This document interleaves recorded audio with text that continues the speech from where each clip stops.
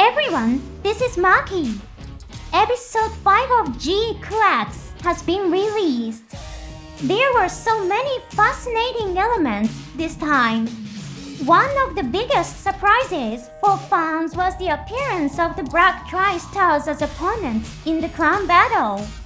It may seem like a fan not to fans of First Gundam, but their appearance as enemies could have a much deeper and more significant meaning. Shikosu Guy, who appeared in episode 4, was also someone very important to Amate. This time I'm going to analyze who exactly the Black Tri-Stars are and what kind of role they played in the story. Just a heads up, there will be spoilers for episode 5. A quick announcement. My channel is currently accepting support through memberships. For 99 cents a month, you can get a name badge and comment stamps. Alright, let's dive into the analysis. The Black Tri-Stars are ace pilots of the Principality of Zeon. They are popular characters that also appeared in First Gundam. The team is made up of Gaia, Ortega, and Mash, and they work together as a powerful unit. In the world of GQuuuuuuX, they are also portrayed as powerful heroes. The pamphlet from the beginning of the series states that they captured General Reveal of the Earth's Federation forces. That's the same event that happened in First Gundam. General Reveal was a high-ranking commander of the Earth's Federation forces, and his capture was so significant that it caused the Earth's Federation to consider accepting a truce with the Principality of Zeon. It was the Black Tri-Stars who captured General Reveal. Moreover, this treaty was said to be so one-sided that it was essentially an unconditional surrender. In other words, the Black Tri-Stars were great heroes whose actions ensured Zeon's victory. Later, however, General Reveal escaped from Zeon with the help of a spy. As a result, the truce was never signed and the war continued. But Reveal's escape was not the fault of the Black Tri-Stars. They had properly turned him over to Doro Zobi, a Zeon military commander. The Black Tri-Stars are on the par with Sharazanable when it comes to heroic status. And yet, in the world of GQuuuuuuX, they've left the Zeon military. Furthermore, Gaia grumbles that Makube kicked them out of the army. What in the world happened? The reason why they left the Zeon military is currently unknown.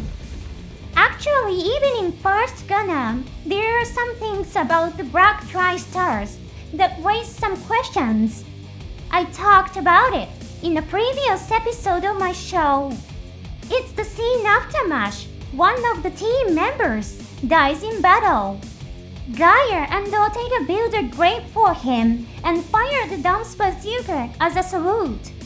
The grave they build is very simple. It's the kind of makeshift grave you'd put together temporarily on the battlefield. Of course, since they were in the middle of an operation, it's possible to interpret it as a temporary memorial. But what stands out is that no other soldiers are present at Mash's funeral, just Gaia and Ortega. Meanwhile, their commanding officer Makube watches the funeral from the warship's control room with a sneering, almost mocking expression. Is this really the attitude you'd show to a hero who contributed greatly to your nation's victory? At the same point in the timeline, there's a scene where Amore and his companion show deep respect for a woman named Matilda. Matilda was a commander in the Earth's Federation forces who was killed in battle with the Black Tri-Stars. It was responsible for delivering vital supplies to the White Base, so it played an important support role. But compared to the Black Tri-Stars, her accomplishments weren't nearly as dramatic. She was simply the commander of a supply unit. And yet, The entire crew of the White Face stands at attention to salute her and express their condolences and respect. Matilda and the Black Tri-Stars are clearly presented as contrasting characters. Perhaps the Black Tri-Stars came from a city or region within the Principality of Zeon where people were discriminated against. In the world of GQuuuuuuX, we see Nier, a refugee, being treated with severe prejudice. It's possible that the Black Tri-Stars came from a similar background and faced discrimination as well.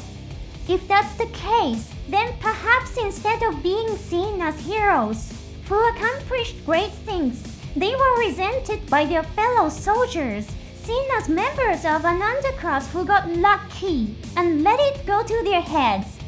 With this in mind, it becomes easier to understand why the Black Tri-Stars were driven out of the Zeon military.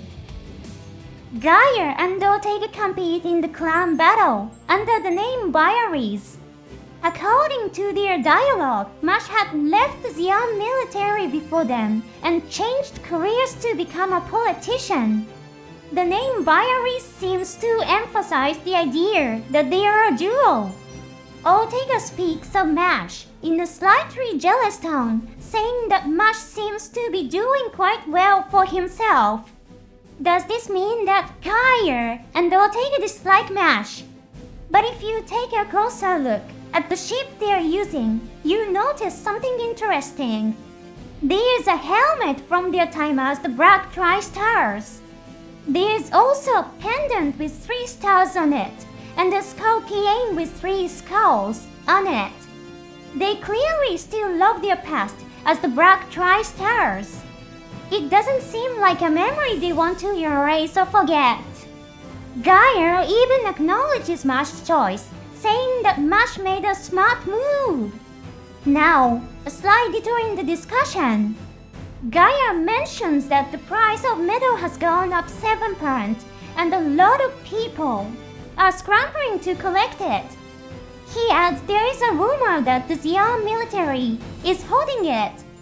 Ortega reacts with excitement, saying it's worth starting again. But then he says, let's join some mercenary group. He doesn't say, let's rejoin the Zeon military. So are they still disliked by those within the Zeon military? Or has the Zeon military started developing weapons that don't require large numbers of pilots?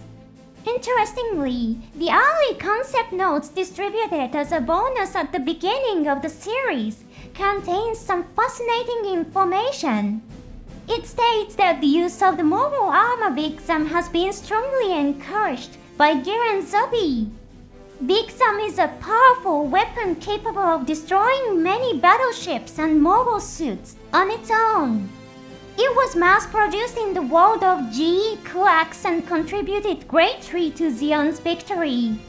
So perhaps the Zeon military decided to prioritize mobile armors, which can achieve overwhelming victories with minimal manpower, instead of relying on mobile suits, which require large numbers of pilots. This is consistent with the detail that the Zeon military is selling Soku units to civilians in large numbers. Of course, it's important to remember that this information comes from early concept art, so it may differ from what appears in the actual anime. And so the clan battle begins. Let's take a closer look at the team name Biaries, used by Gaia and Ortega. The letter B in their logo is stylized. If you look closely, doesn't it somehow resemble the number 3? Of course, it's possible that I'm just reading too much into it. But Gaia's entry name is made up of 3G. Ortega's is 3O. This shows us how deeply they are attached to the concept of 3. Now let's connect this to Amate Nier and Shuji. In episode 5, Amate is unable to pilot the GQuuuuuuX due to some problems. So Nier steps in and takes Amate's place in the pilot seat. Niran wins the battle and returns victorious. When Amate sees her, she's shocked and stares at Niran with wide eyes thinking, I thought I was Shuji's only partner. Did you get it? Amate, Niran and Shuji had spent their days together in harmony. In the first half of episode 5, we see how close they've become, sharing fun, peaceful moments. But in the final scene, we are shown Amate in shock as she watches Niran pilot the GQuuuuuX. There's a clear sense that the bond between the three of them is beginning to fall apart. Remind you of anyone? Exactly. The Black Tri-Stars. Mash left the group, and the remaining Gaia and Ortega were left behind living in poverty, far from the heroic past they once had. Eventually, they were defeated and killed in the clan battle. I think the reason the Black Tri-Stars were chosen as the opponents in episode 5 was because of this contrast. Of course, this is just my personal interpretation, one opinion among many of the fans. What did you think? Episode 5 was really a fascinating story. The appearance of the Black Tri-Stars wasn't just fan service. It became a meaningful moment that encouraged every fan to come up with their own interpretation. While Niran's actions drew a lot of fan attention, I think if you watch the episode again, focusing on the question, why were the Black Tri-Stars chosen as the enemy in episode 5, you might make your own unique discoveries. By the way, the vision Niran saw in that mysterious new type space was also fascinating, wasn't it? Unlike the scenes witnessed by Amate or Shuji, Niran's vision was filled with a lot of purple tones.